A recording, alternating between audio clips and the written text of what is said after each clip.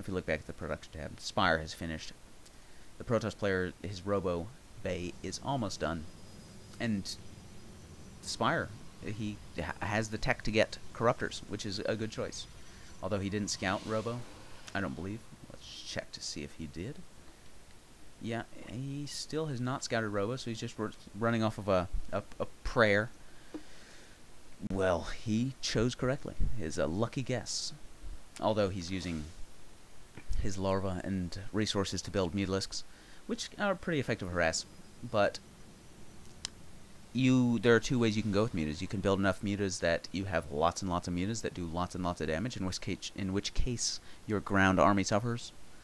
Or you can build a couple just to harass, in which case they're pretty easy to kill with a couple cannons and a couple stalkers, which our Protoss player has more than a couple stalkers.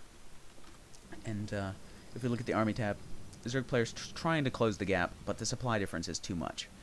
And if we look at the harvester tab, that's why. 55 harvesters to 36. The Protoss player has the advantage immensely in his favor, economically and militarily at this point, because as a result of having the economic advantage, he has the military advantage, because in a world of equal macro, I don't mean micro, in a world of equal macro, the person with the most economic advantage, the highest economic advantage, is going to come out on top. And as we can see here, the Zerg player just mass expanding around the map, trying to, just catch up. And as we can see here, the Protoss army, the massive death ball, pushing out, and the Zealots getting behind. Even though they are the melee tanks, they should be in the front, getting farther behind because of the slower speed that they have. These Stalkers getting molested by this gaggle of Zerglings. The Zealots trying to make their way to the front, and the Colossus just dominating. If we look at the upgrades, it's still at 0-0.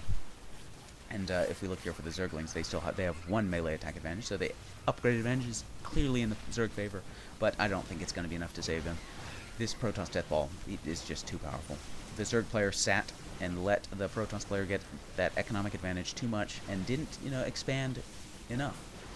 He saw that the Protoss player was pretty well entrenched, and he should have expanded at that point and just droned heavily. But that's what we're here for, to analyze this, to figure out what they could have done better, and to do it better next time.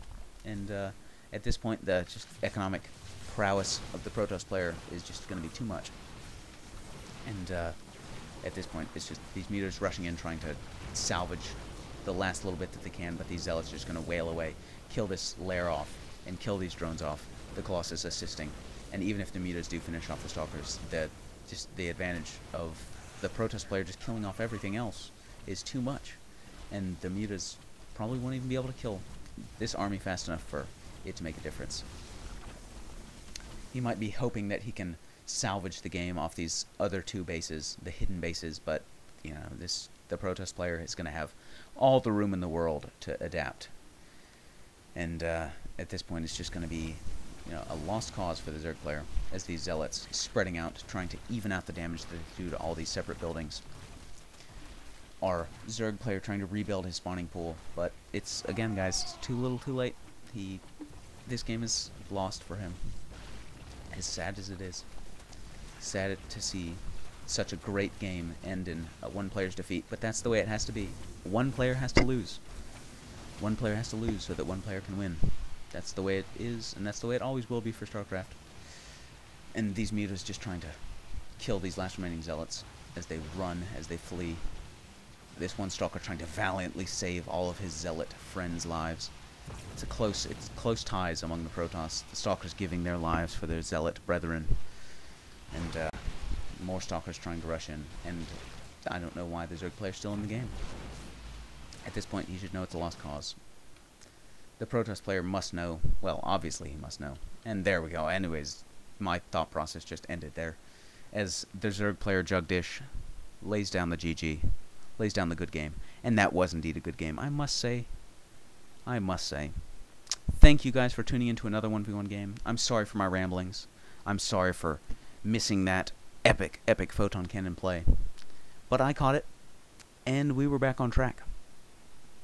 And I must request of you guys, let everybody know, let all of your friends know that they need to send their replays in to me.